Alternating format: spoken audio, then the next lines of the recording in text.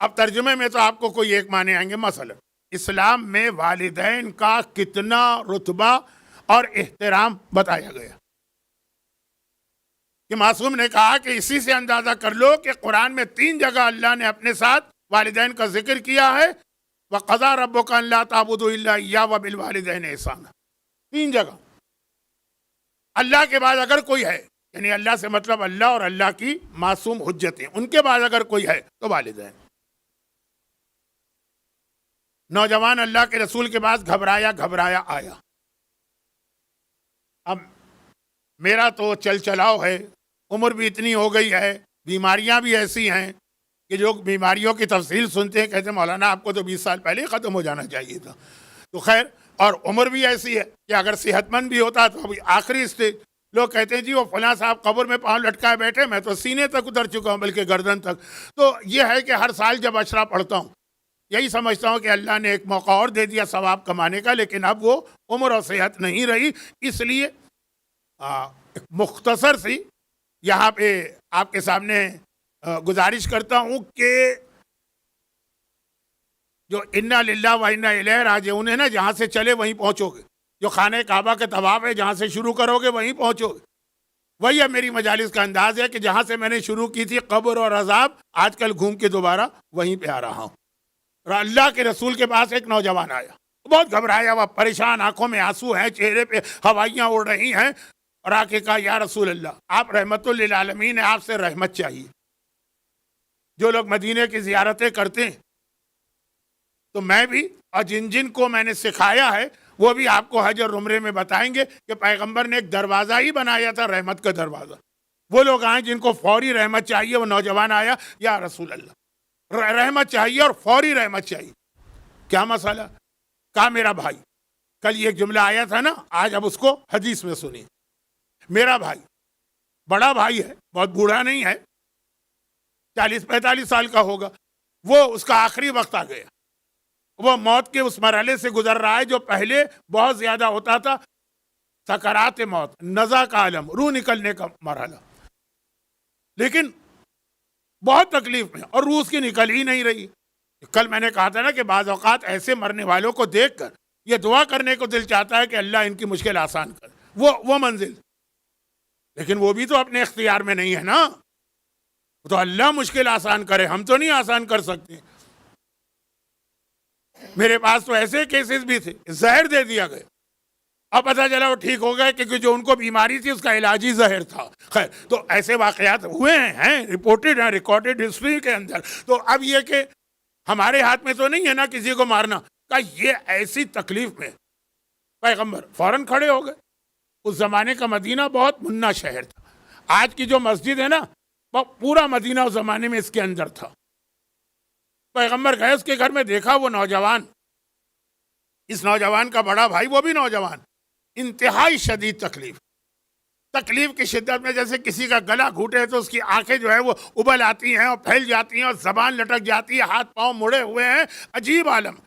اور گلے سے ایسی آواز نکل رہی ہے جیسے ذبح ہوتے ہوئے بکرے کی نکلتی ہے آوازیں. اور وہ چھوٹا بھائی جو آیا ہے وہ کہہ رہا ہے یا رسول اللہ یہ 1 ہفتے سے اسی حال میں، 5 منٹ اس کی حالت نہیں دیکھی جائے اور یہ 1 ہفتے سے ہے، آپ دعا کریں اللہ اس کی مشکل آسان کرے. اب وہ وقت آ گیا کہ اس کی بیوی بھی یہ چاہتی کہ اس تکلیف سے نجات ملے چاہے موت آ جائے. آج کل کی بیویاں تو کہتی ہیں کہ موت آ جائے، لیکن پہلے زمانے کی بیویوں کی نگاہ میں شوہر کی بڑی اہمیت ہوتی تھی.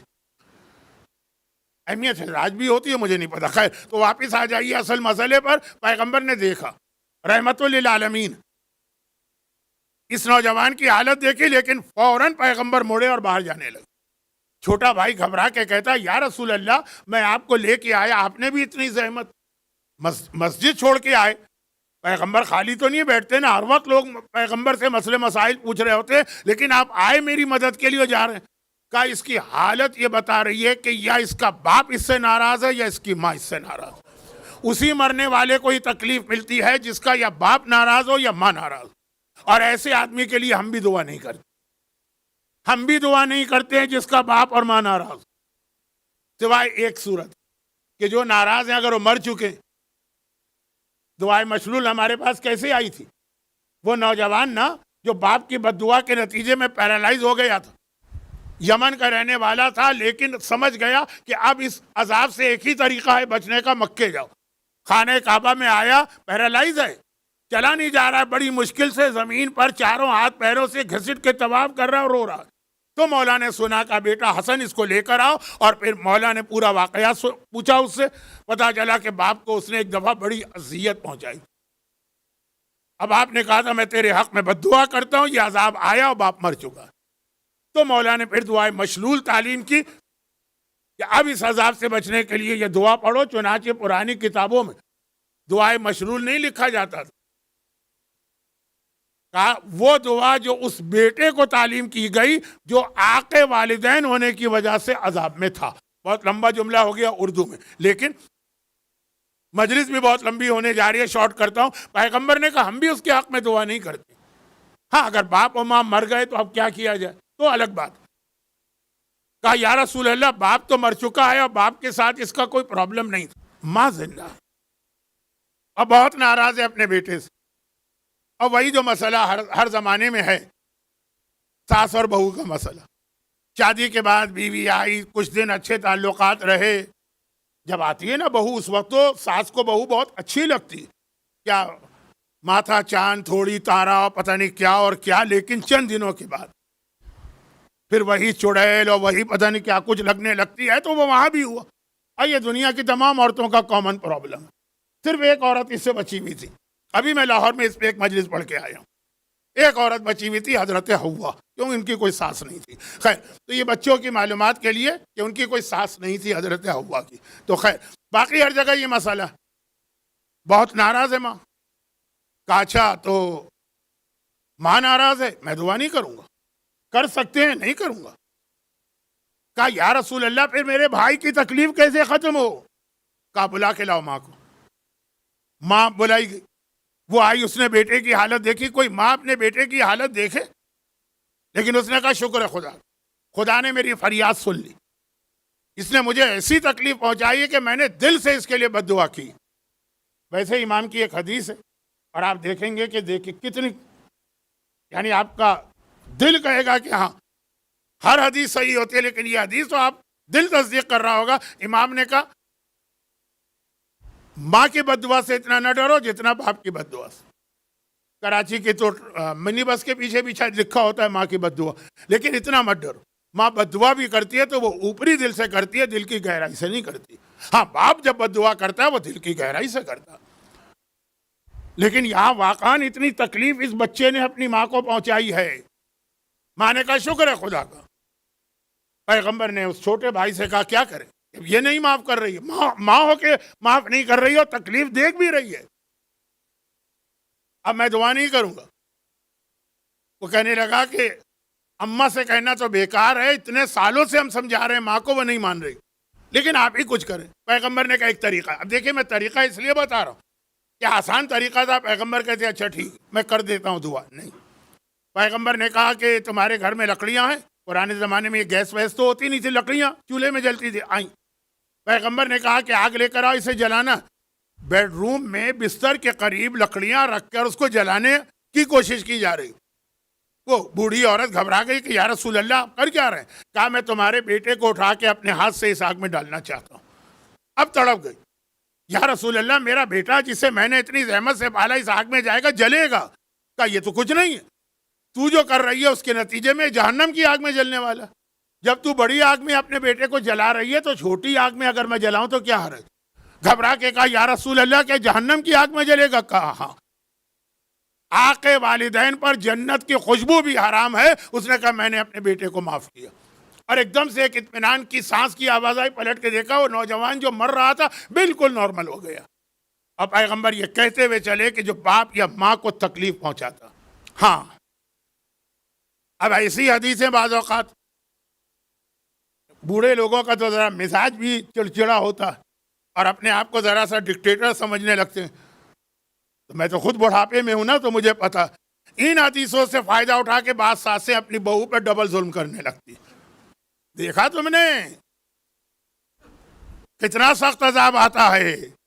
بیٹا ماں کو تکلیف نہیں پہنچا، لیکن ماں اگر کسی اور کو تکلیف پہنچا رہی ہے بہو، تو الگ مسئلے ہیں، اس سے وہ غلط فائدہ نہ اٹھائیں جو ساسیں، بہو کی ساس، بیٹے کی ماں. لیکن اتنا بڑا اسلام میں حکم، حدیث بھی میں نے پڑھ دی.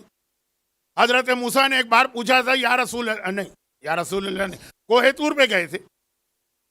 موسیٰ ڈائریکٹ اللہ سے احکامات لیتے ہیں نا، جبرائیل بھی نہیں آتے، اور احکامات لیے. پھر کہا یہ خدا بندہ، میں یہ معلوم کرنا چاہتا ہوں جنت میں میرا پڑوسی کون ہوگا.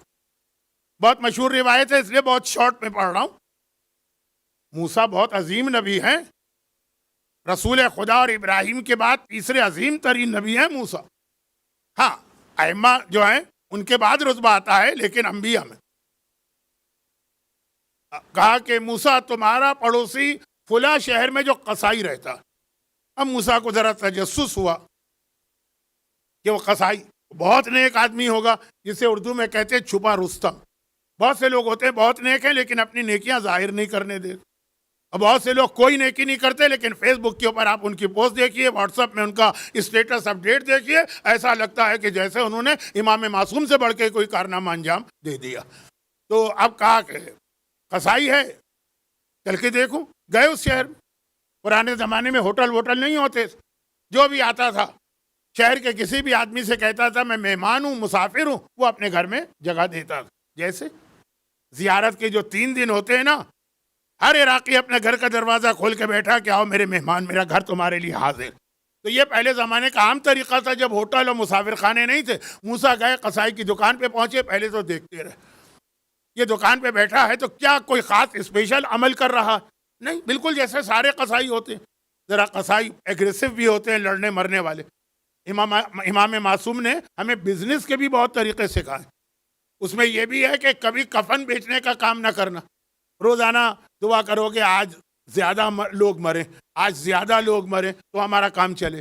اور قصائی کا پیشہ اختیار نہ کرنا، دل سخت ہو جاتا ہے. دیکھا ویسے ہی جیسے سارے قصائی. اس کے قریب گئے، کہا کہ میں مسافر ہوں، آج رات تمہارے گھر ٹھہرنا چاہتا ہوں. اس نے کہا بسم اللہ.